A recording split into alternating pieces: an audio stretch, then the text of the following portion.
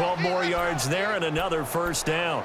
Well, I don't mean to jump in on you, partner, but they didn't waste any time getting downfield, did they? I mean, a nice big play there. 3 plays, 3 successful plays in plus territory. Now this defense on its heels a bit. It seems like they had something targeted there, doesn't it? It's like, okay, we've got a matchup we like coming right out of the gate. Looking for Lockett, and it's intercepted. Picked off by Tease Tabor. And a big turnover there as his...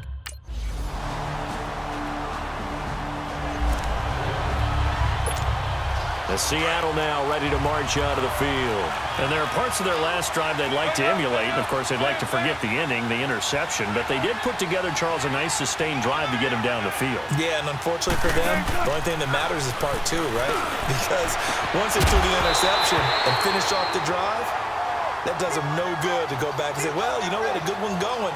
Finish things off. That's the only way you can get it done. They're throwing to start the drive, but that one incomplete. Line of scrimmage, again the 25, 2nd and 10. Play action. Now Wilson. Into a double team, and it's intercepted. Picked off at the 30, and they will take over at the 29.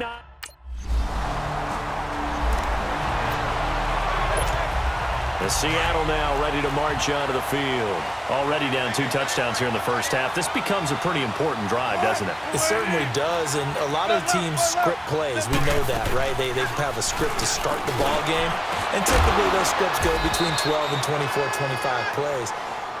Down 2 touchdowns early, probably not very deep into their script. I think that they'll stay with it. I don't think they'll abandon it just yet and try and generate some offense on this drive. Anything, at least 3 points, get that 0 off the board. And he'll be taken down, but not before he works it past the 50. That one goes for 13 yards, and it moves the sticks. Check 50, check 50. Hey. Off the play fake, here's Wilson. And it pops free. The collision there jarred the ball loose and brings up 2nd down. You get a tight end like this, and you know he's used to dishing out punishment, but here, he's the one that has to absorb the contact, and as a result, unable to hold on to the football. 2nd and 10, it's Wilson again. It's caught right side, Dixon. And he'll go down shy of the 40 at the 41. And they're driving, but they come up on a 3rd and short here. Let's get it. Go.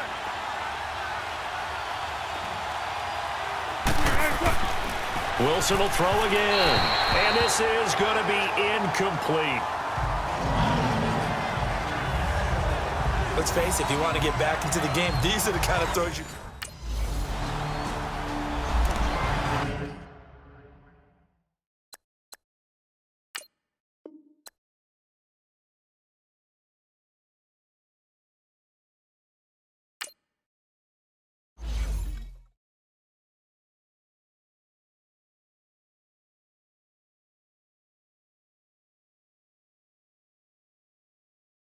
You've made it to the wild card round.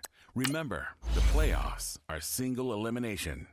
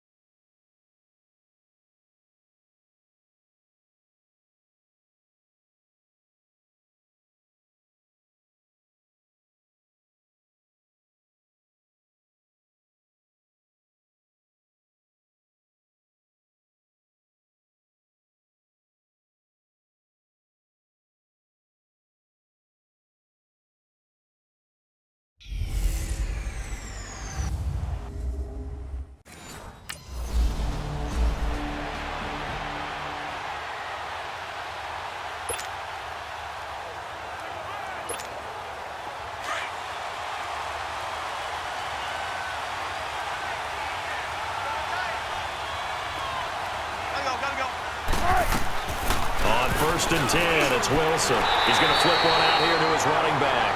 And this one goes nowhere. Losing yardage back at the 22. That'll set him back with a loss of 3 on the play. And it'll bring up a 2nd and 13. Now Wilson. And the grab made by this one will go to the 28-yard line. 6 yards is the pickup, and that'll lead to a third down. Wilson. I think defensively you're okay with that. Here in the first quarter, he's going to get some catches, but they rallied to him quickly. And that's what you count on, and I like what you just said. First quarter, can you do it all game long? They catch it, you tackle them, they go down on the spot. Because when you're able to do that and you don't give up big chunks of yardage after the catch, now you put the offense in a position where every series they have to work hard to pick up first downs, and you tend to stall them out when you do that. Throwing the slant pattern here complete. And he'll be taken down across the 50 at the 45 in enemy territory. 10 more there and another first down. Now a play fake here on first down. Throw left side complete. That's Martin. And past the 35, he'll be dropped a yard or two shy of the 30. Another nice gain, 13 yards that time, and another first down. Okay, I'm not so great at math, but I just looked over at our statistician, Marvin, and he signaled to me 5 for 5 to get things started here on this opening drive. Where I come from, that's pretty good. That is pretty good. Now, what do you do defensively to adjust? Well, this is where you got to make a decision as a defensive coordinator. Do you really get after the quarterback? Or maybe you tighten down on the receivers, bump them off of their routes, chip away at their timing so things aren't as precise as they've been so far in this game. An inaugural trip to the red zone here for the Seahawks. They have a 1st and 10 at the 18.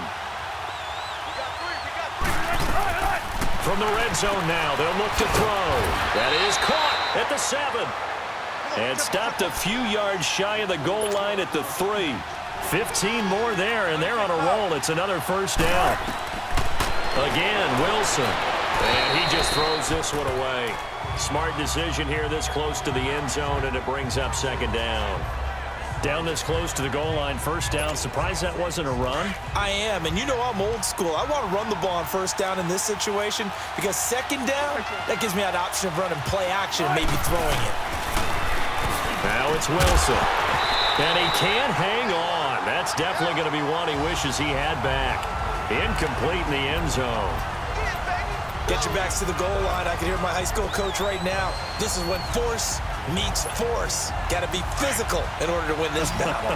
Yeah, that's where the physicality pays off. A nice job forcing the contact and forcing the incompletion. Yeah, Coach Ford would have loved that play. Penny will try to punch it in, and he'll go backwards, losing yardage to the 5. He lost 2. On 4th down, here's Sam Martin on to kick it away.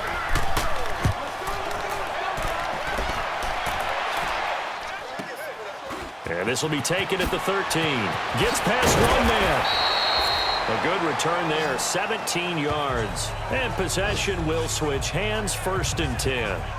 Now this offense about ready to take over again. They bring the 5 seed into the playoffs. Of course, they're one of the wild card teams. And when you're a wild card team, it makes it a little bit tougher. You have to win the extra game. But there's been a precedent set of teams doing that successfully in the past. And it's usually teams that have aspects that really jump out at you and are really factors in the playoffs. I mean, Pittsburgh, they rode a heavy run game with Jerome Bettis when they won in 2005. And then don't forget the Giants in 2007, that season. Pass rush. Remember how big that was for them during the playoffs. And for Green Bay, it was the quarterback play of Aaron Rodgers. So to me, it's a matter of what's going to affect the game in a big way. Can that aspect of your team really make those plays? A lot of times it's pass rush and quarterback play. Here's Wilson off the play fake. He couldn't quite hold it. Got hit. Ball pops out. Incomplete. You've always been very good about checking my math. Am I correct? That's the first time that it's been incomplete when they've thrown it to him? Yes, he had caught every other ball coming his way. So they feel like they've got something really good going there, and they're going to continue to go there until the defense makes an adjustment and takes it away. Well, they finally made an adjustment there. We'll see if they can build on that stop. The 2nd down attempt there knocked down as it leaves the quarterback's hand, and it's incomplete. So back-to-back incompletions, and that has them staring at a 3rd and 10. To throw again is Wilson. And he finds a man. It's Martin. And he'll work it across midfield inside the 45. That catch puts him over 70 yards receiving now as he's got a first down. Really? Really? Did we just see that? That's a big catch. One-handed, I might add, to pick up a first down. I was going to say on third down for the defense, it's one thing to give up a reception. You just got to shake your head on a one-handed catch to pick up the first. And he'll go down here at the 35-yard line. Give him 9 there on the first down completion. A first carry for the converted wideout, J.D. McKissick. And he is met at the line of scrimmage, and he goes down right there. He got maybe a half yard at most, but officially they'll be left with a 3rd and 2. Now Wilson. He's got the tight end, Vanette. The completion there winds up a wash, and it'll bring up 4th down. Would have been right at about a 52-yard field goal try, but no, they are going to go for this thing on 4th down. Now it's Wilson, and Dixon has it. And now this is going to be close. The defense says they stopped him, and they did. Pete Carroll rolled the dice.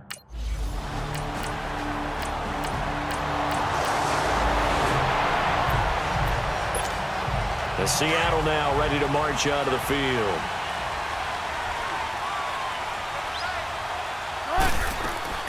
Throwing now, Wilson on first down. And it pops free. The collision there jarred the ball loose and brings up 2nd down. Seems like this defense, especially the secondary, has really been contesting about every throw in this first half. Remind me of a good half-court defensive basketball team. Every time a pass is thrown, they're right there in good defensive position, able to affect the play. And he's taken down, but able to slip across the 35. 12 yards there as they keep this drive rolling. It's another first down. This has to go down as one of the simpler routes in the playbook, but oh so effective. Nice completion there. Keeps the sticks moving. On first down, Wilson. Over the middle, complete. That's Martin. And he'll be brought down right at the 45-yard line. 10 yards on the pickup there, and it'll be 2nd down. Throwing is Wilson. Looking left side, and he's got a man. It's Martin. And he'll get it into enemy territory just across midfield at the 49. 3rd catch for him on this drive alone, and it'll give him a first down. Some think that teams really won't throw a slant route unless you have a receiver that has a lot of stature to him. But sometimes the little guys, they get lost in there. People can't really locate them, and they run that quick cut on the slant, and oftentimes they can turn it into big plays. Throwing on first down, but this one winds up to be incomplete. He couldn't quite hold it. Got hit. Ball pops out, incomplete. So after the incompletion on first, now 2nd and 10.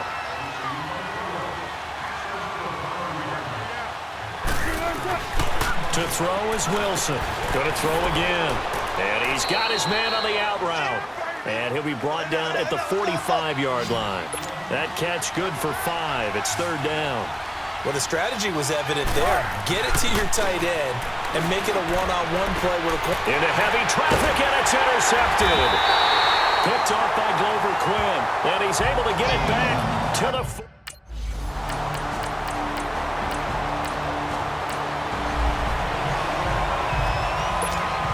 The Seattle now ready to march out of the field.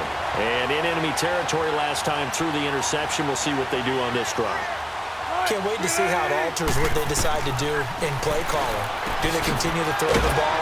Do they want to lean more on the running game? It'll be an interesting sequence of plays that they've got coming up. Does it often affect the play calling with the interception? How much does that change what you do? I think it does depending on why the interception was thrown. Sometimes it's just a matter of the defense made a great play, so you continue to come back.